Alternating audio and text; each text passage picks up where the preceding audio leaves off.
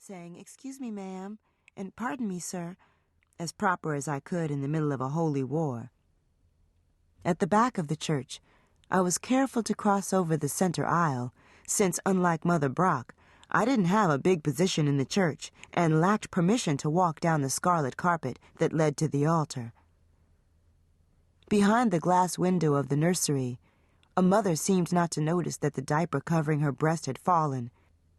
The infant on her hip, a trickle of milk sliding from the corner of his mouth toward his chin, looked at me from the biggest tit I'd ever seen. The breast so swollen it stretched the black dots around the nipple until I thought of buttons pointed at me. I looked away.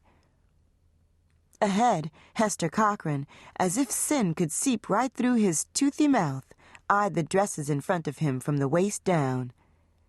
I thought of the Jelly, Jelly, Jelly song. The pianist hit a few slow chords and seemed like he was praying for calm.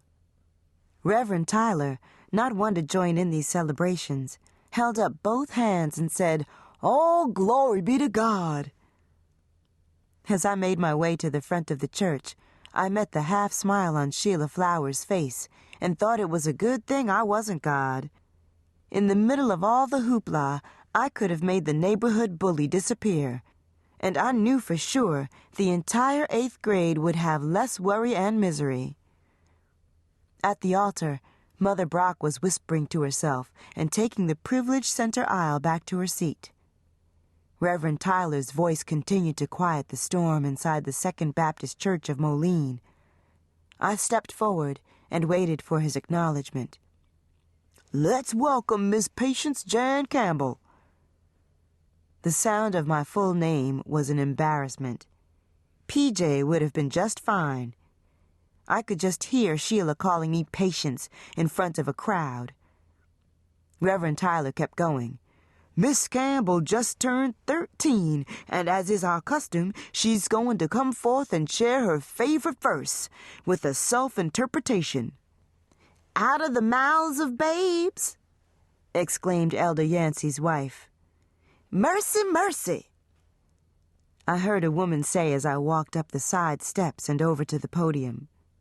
I wished my mama had stopped preparing Sunday's dinner long enough to come.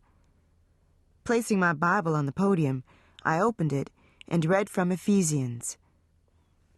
"And ye fathers, provoke not your children to wrath, but bring them up in the nurture and admonition of the Lord." Then I looked into the congregation and spoke. After my first words, "I think this scripture means that children know every shut eye ain't sleep, and every head bowed ain't praying. So grown-ups ain't fooling us or God." It seemed like a pall fell over the church. Satisfied I had everybody's attention, I kept going and don't rightly know what I said, but I finished up with, "So nobody should hold a child back from God just 'cause they may be having trouble finding him." The air changed again, hot around my face, dry and even more still. It stayed that way, and later when I left the church, I didn't have to weave around pools of chit-chatters. My path was more than cleared. A group of women gathered in the parking lot, shifting hips, straining necks, rolling their eyes to meet the brims of wax-flower-burdened hats. One snipped, "You know what the good book says, pride comes before a fall." A chorus of uh-huhs rose until another soloist stuck her neck down toward me. "Well, somebody better get ready to catch that one, 'cause she's bound to tumble, as big as that chip is on her shoulder." I forced my head up and was careful not to go any faster than I needed, thinking they should have each taken a hand fan, with perfect family portraits of gussied-up mother, father, sister, and brother on one side and the name of the nearest funeral home on the other, and cooled themselves off, especially since I knew what they did not.